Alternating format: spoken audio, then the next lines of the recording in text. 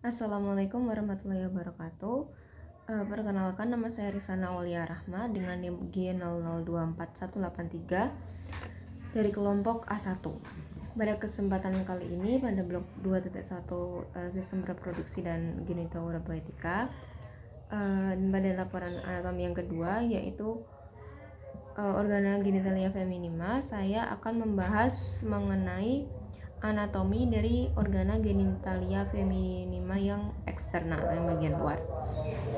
Jadi OGF itu dibedakan jadi dua, yaitu internal sama yaitu eksternal dan juga internal. Yang kita bahas sekarang adalah yang eksternal atau traktus genitalia inferior. Jadi dia terletak di bagian bawah daripada yang dari internal atau yang terletak di superior. Nah, OGF eksternal ini terdiri dari beberapa bagian, yaitu ada mons pubis, terus ada labia mayora, labia minora, klitoris, bulbus vestibuli, dan juga glandula vestibularis major. Kemudian yang pertama ada mons pubis. Jadi ini mons pubis. Mons pubis itu area kulit yang menonjol menutupi simfisis osis pubis. Nah, dia tuh ditutupin oleh pubes. Pubes itu rambutnya. Nah, jadi rambutnya ini itu disebut dengan pubes. Pubes itu rambut dari pubis. Terus ada klitoris. Dan klitoris itu adalah organ erektil yang kalau di pria itu adalah glans penis. Jadi dia homolog dengan glans penis pada pria. Klitoris. Terus habis itu ada labia mayora. Labia mayora yang gede ini. Nah, labia mayora itu tuh adalah pelipatan kulit yang menonjol yang membentang ke arah caudodorsal dari mons pubis. Nah, kalau pada pria, si labium mayora ini itu homolog dengan skrotum. Terus kalau ke arah anterior sama posterior, labia mayora dextra sama sinistra akan saling bertemu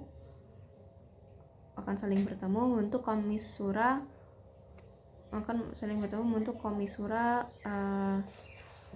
komisura labiorum anterior sama posterior. Yang posterior dan yang anterior.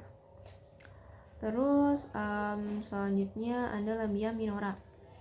Nah, labia minora tuh yang lebih kecil daripada si labia mayora.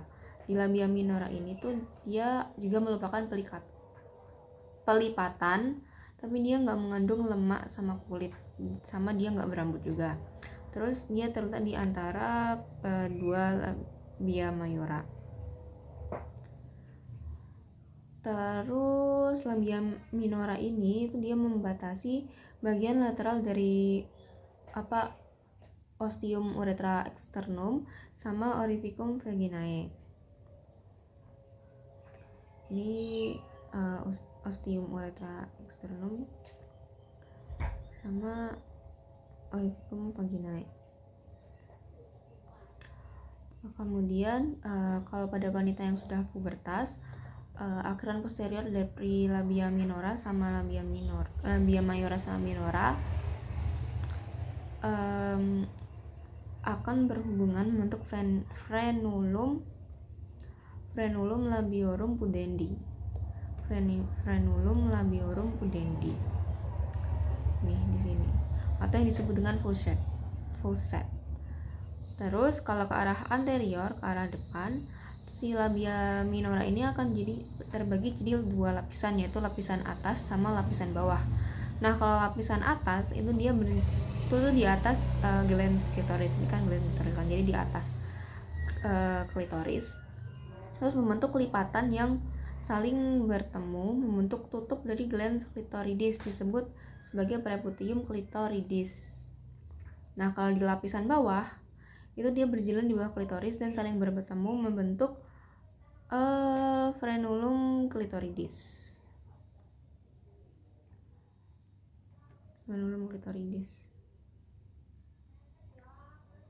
Di bagian bawah klitoris ini. Jadi di bagian atas, ini kan klitoris, di bagian atasnya membentuk preputium klitoridis, di bagian bawahnya membentuk frenulum klitoridis. Terus organ selanjutnya yaitu adalah vestibulum vaginae. Nah, vestibulum ini tuh merupakan ruang yang dikelilingi oleh labium minus atau labia minora yang akan menjadi muara dari ostium urethra externum atau muara dari ostium urethra, terus ostium vaginalis sama ductus glandula vestibularis major dan minor. Nah, terus yang terakhir ada glandula vestibularis major atau glandula Bartholin. Nah, kalau pada pria glandula vestibularis major ini homolog dengan glandula bulbourethralis atau kelenjar Cooper. Nah, terus setiap glandula ini mempunyai ductus yang akan bermuara di sebelah lateral pada cekungan di antara dua labia minora. Itu. Terus selanjutnya ada hymen atau selaput mukosa atau selaput darah. Nah, hymen itu merupakan selaput mukosa yang kaya akan pembuluh darah.